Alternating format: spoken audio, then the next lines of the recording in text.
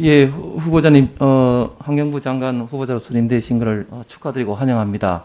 많은 의원님 말씀하셨습니다만은 까도 그 썩은 양파가 나오는 다른 후보자 내지는 장관과 달리 우리 한정혜 우리 후보자님은 정말 도덕적으로도 훌륭하시고 특히 또 뭐 코로나 때문에 몇 번 아닙니다만 기후 포럼 저도 회원으로서 자장하시면서 이제 이끄시는 거 보니까 열정과 그리고 누구보다도 어떤 포용력을 많이 발휘하고 계신다 이런 것을 많이 느끼고 있습니다. 그런데 이제 장관으로서는 특히 환경부 장관으로서는 사실 이제 욕먹을 때도 많고 하지만 환경의 최후의 골키퍼로서 소신을 지키면서 정말 우리 그 민당 출신의 그 환경부 장관이나 대한민국 환경부 장관으로서 역할을 했다는 역사적 평가를 받기를 진심으로 기원드립니다.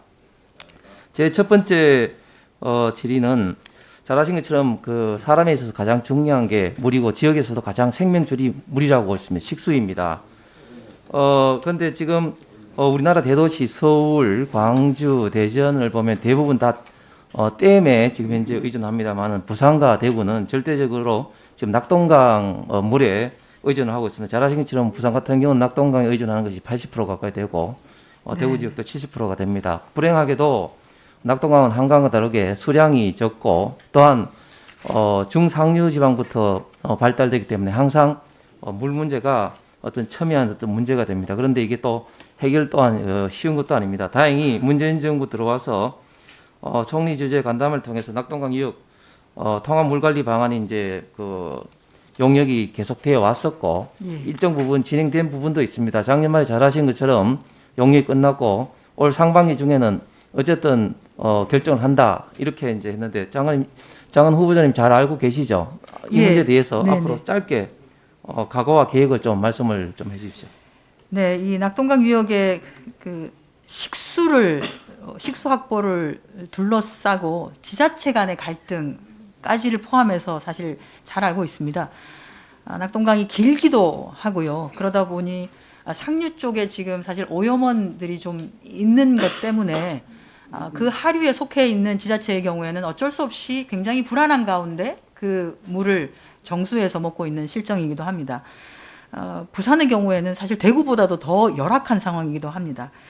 이것을 해결하기 위한 여러 가지 노력을 기울여 왔고요. 용역 결과가 곧 나올 예정이기 때문에 그 용역 결과에 따라서 후속적인 조치는 빠른 시일 내에 취할 수 있도록 그렇게 하겠습니다. 특히 부산과 잘 아신 것처럼 창원, 경남 굉장히 아직까지도 지역 간의 갈등이 첨예한 데 비해서 대구와 구미는 그래도 이제 과거보다는 굉장히 많이 이제 좁혀져 왔습니다. 네, 그 분야에 대해서는 전임 장관도 노력을 많이 하셨고 그리고 이제 시장, 도지사, 구미시장 사자협의를 통해서 합의도 잘 아신 것처럼 이제 했습니다. 이 부분에 대해서 이제 구미 지역이 상당히 그 전보다는 입장이 좀 달라졌습니다만 일정 부분 아직까지 반대하는 부분이 있습니다. 이 부분에 대해서 적극적으로 우리 조명희 장관도 약속을 이제 하셨습니다만은 환경부에서 활용할 수 있는 수계기금이라든지 이런 어떤 재원 그리고 또 총리실에서 또 활용할 수 있는 이런 걸 통해서 어떤 구미의 어떤 현안 사업 내지는 적절한 인센티브를 제공하는 것이 굉장히 해결하는 데 중요하다. 그리고 이런 어떤 사례를 통해서 하류 지방의 어떤 해결할 수 있는 또 그 선례도 만들 수 있고 이런 어떤 지역 간의 어떤 갈등을 해결하는 좋은 어떻게 보면 환경부 장관으로서 선례를 저는 만드는 게 굉장히 중요한 사례다 이렇게 생각을 합니다. 앞으로 이 문제에 대해서 좀 적극적으로 좀 노력해 주시기를 좀 부탁을 좀 드리겠습니다. 예, 그렇게 하도록 하겠습니다. 이 두 개의 지자체는 그나마 소통을 그간 잘 진행을 하면서 어느 정도 주민 수용성도 좀 확보를 한 것 같습니다. 더 높은 주민 수용성을 확보하기 위해서 정부가 해야 될 일은 미루지 아니하고 조속한 시일 내에 진행을 하도록 그렇게 하겠습니다. 네, 시간이 짧습니다만 먼저 문제를 제기를 하고 다음에 다시 한번 하겠습니다. 우리 후보자님이 그 가덕도 신공항 특별법 대표 발의를 하셨죠? 예, 그렇습니다. 지금 그 총리실 에서 이제 그 김해 신공항 재검토 검증위원회를 통해서 일부 문제가 있다고 이제 발표를 했습니다. 그런데 돈이 수십조가 들어가는 이런 어떤 국가 백년지 대계의 어떤 국가 인프라 사업에 사실은 김해 신공항 확장안이 좀 일부가 좀 문제가 있다고 발표를 했으면은 거기에 따른 어떤 후속 대책으로 합리적인 어떤 위치를 선정한다든지 이렇게 해야 되는데 사실 대번에 가덕도 신공항 건설 촉진법을 통해서 어떤 특정 지역을 찍고 또 예비 타당성이라든지 환경성 영향 평가 이런 모든 것을 생략 내지는 축소한다는 내용의 어떤 특별 법안을 하는 것은 사실은 다가오는 부산 어떤 시장의 선거를 위한 어떤 정략적인 거다 그렇게 볼 수밖에 없는 건데 저는 특히 우리 또 한정희 또 후보자님께서 이걸 대표 발의를 하셨다는 것에 대해서 상당히 좀 실망스럽습니다. 지금 환경부 장관 후보자로서는 대표 발의한 이 법안에 대해서 어떻게 생각하십니까?